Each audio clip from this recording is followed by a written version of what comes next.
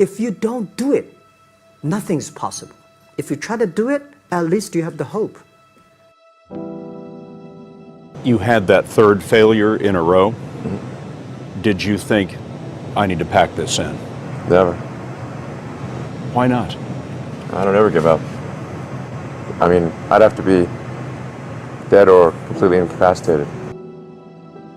So many things go wrong when you're starting a company, and often I think people ask, what mistakes should you avoid making? And my answer to that question is don't even bother trying to avoid mistakes, because you're going to make tons of mistakes, right? And the important thing is actually learning quickly from whatever mistakes you make and not giving up, right? And I mean, there are things every single year of Facebook's existence that could have killed us or made it so that it just seemed like moving forward and making a lot of progress just seemed intractable. But you just kind of bounce back and you learn, and nothing is impossible. You just have to kind of keep running through the walls. It's hard changing your life.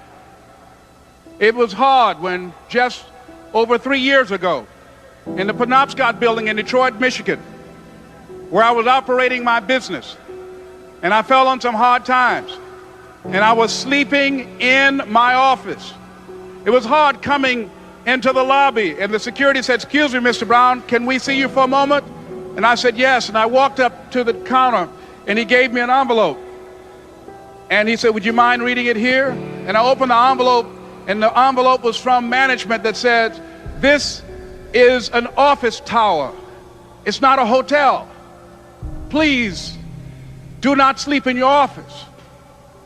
And I said, "Excuse me, sir." I said, "I just work long hours in creating my business. I'm an entrepreneur. And right now things are bad for me, but they're not going to be this way always. And I just asked for the opportunity to continue to operate like I'm doing. I'm not trying to make this my home." And it was hard coming through the lobby. And sometimes they would laugh. There's a guy talking about becoming successful. And look at him. He's bathing in the bathroom upstairs on the 21st floor. He sleeps on the floor. Him and 2 other dreamers up there. Look at him. It was hard, ladies and gentlemen, coming to speak to people. And I was facing financial difficulties in my own life. I was behind on my bills and my dreams, and I'm saying to them, you can live your dream. It was hard, ladies and gentlemen. It was very difficult to pick myself up each day believing that I could do it. There were times that I doubted myself. I said, "God, why is this happening to me? I'm just trying to take care of my children and my mother. I'm not trying to steal or rob from anybody. How did this have to happen to me?" It was very hard. And here's what I want to say to you. For those of you that have experienced some hardships, don't give up on your dream. No one could have convinced me by holding on, by continuing to push forward, by continuing to run toward my dream, that one day I would have my own talk show. It's a long shot, ladies and gentlemen, from Liberty City, an abandoned building on a floor, never knowing my mother or father. It's a long shot. Being here with you today in this dome in Atlanta, it's a long shot. No college training, labeled educable, mentally retarded, but I kept running toward my dream.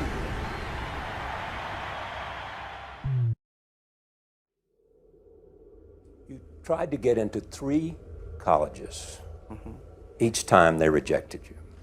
No, I tried. There's an examination that young people, if you want to go university, you have to take the examinations. So I failed 3 times. Right. But a lot of fail. I failed for funny things that I failed a key primary school test for 2 times, and I failed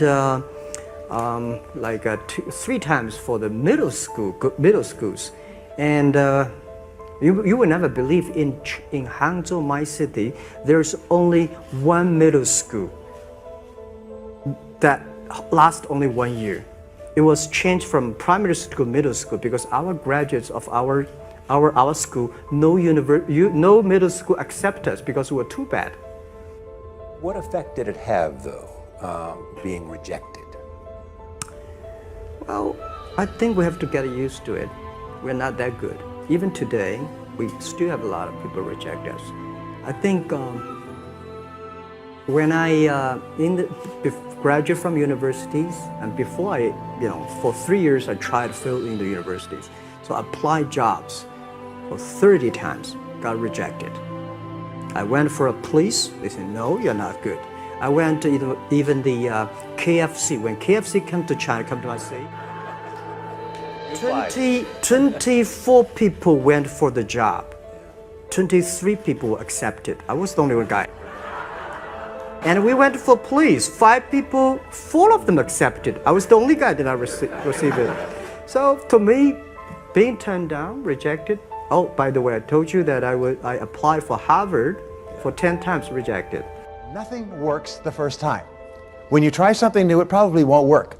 When you try something new several times, it probably won't work. And the turning point in my life came when I would hear good ideas, and I was so eager to be successful in selling. I would run out and try the ideas, and they wouldn't work. I'd try a way of getting an appointment or answering an objection or closing a sale. It wouldn't work. And my natural response, and I think just to be disappointed. And then I realized nothing works, at least the first few times. So I decided I would try a new idea 5 or 10 times before I passed judgment on it. I would not just try it once and quit like most people do, and that changed my whole life.